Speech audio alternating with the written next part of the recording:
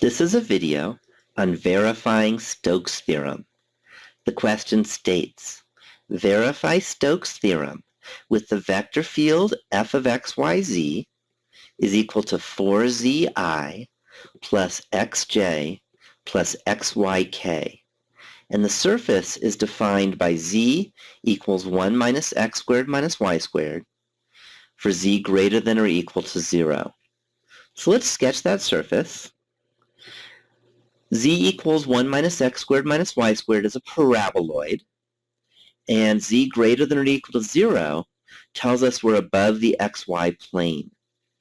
So there's my surface, and I want to verify Stokes' theorem, so recall that Stokes' theorem states that the line integral over the boundary of a surface, which I'll call C, of f dot dr is equal to the surface integral over that surface of the curl of f dot n ds.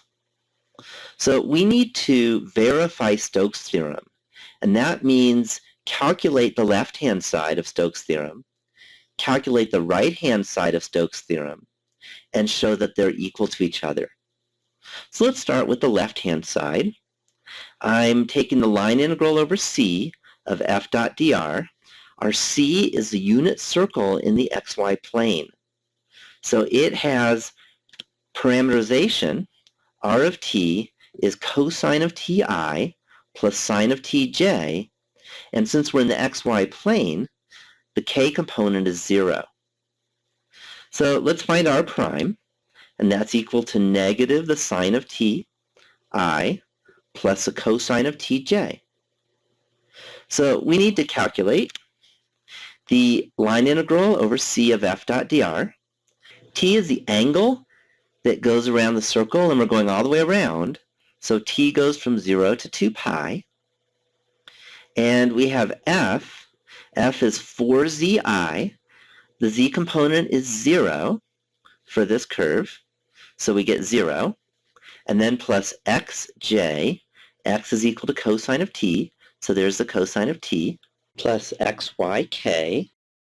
Y is the sine of t, and x is cosine of t. So we get cosine of t times the sine of t for the k component. So then we dot that with dr, and dr is negative the sine of t, comma cosine of t, comma 0. Then I take dt. So I take the dot product. I get 0 plus cosine of t times cosine t, which is cosine squared t, plus cosine t sine t times 0, which is just 0.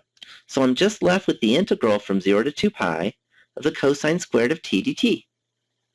And that's not too difficult an integral. I worked that out, and I got pi. So now I need to show that the right-hand side is also equal to pi. So we need to calculate the surface integral. And to do that, I have to find the curl of f, which is the determinant of the matrix, ijk, del over del x, del over del y, del over del z, 4z, x, xy, because that's our vector field.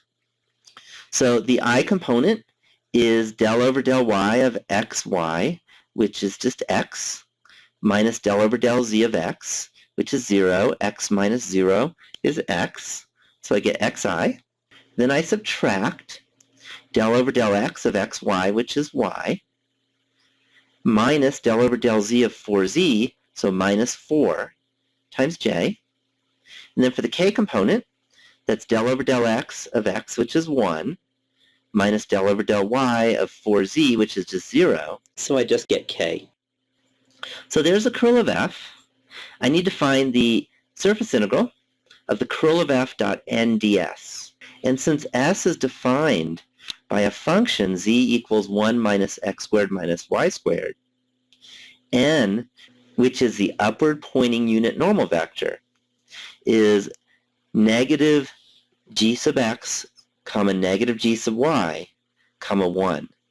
G sub x is negative 2x, so negative g sub x is equal to positive 2x. G sub y is negative 2y, So negative g sub y is positive 2y, and then the 1. So I take that dot product. We get 2x squared. Then we have 4 times 2y is 8y, minus y times 2y is minus 2y squared.